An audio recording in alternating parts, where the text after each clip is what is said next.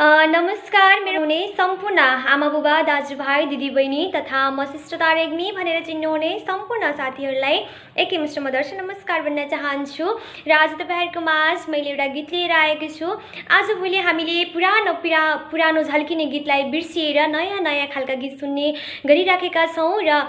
त्यसै क्रममा जुन गीत गाएर मैले नवलप्रासीमा फर्स्ट भएकी थिएँ त्यही गीत हामी सबैलाई मनपर्ने खालको गीत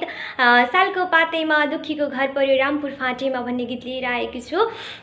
तपाईहरुलाई के कस्तो लाग्छ प्लिज कमेन्ट बक्समा गएर आफ्नो प्रतिक्रियाहरू जनाइदिनु होला भन्न चाहन्छु र बाँकी कुरा मैले गीतबाट प्रस्तुत गर्न चाहन्छु। आउँछ झल्को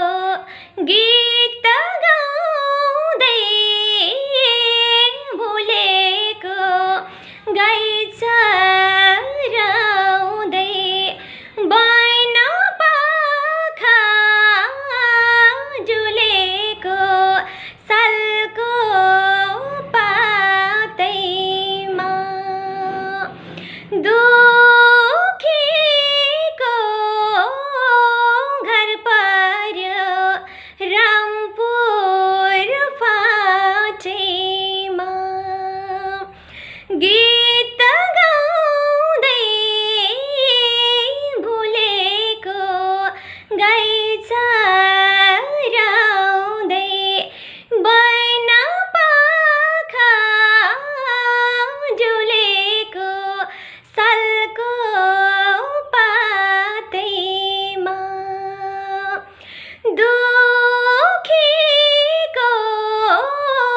घर पर्यो रामपुर फाँटेमा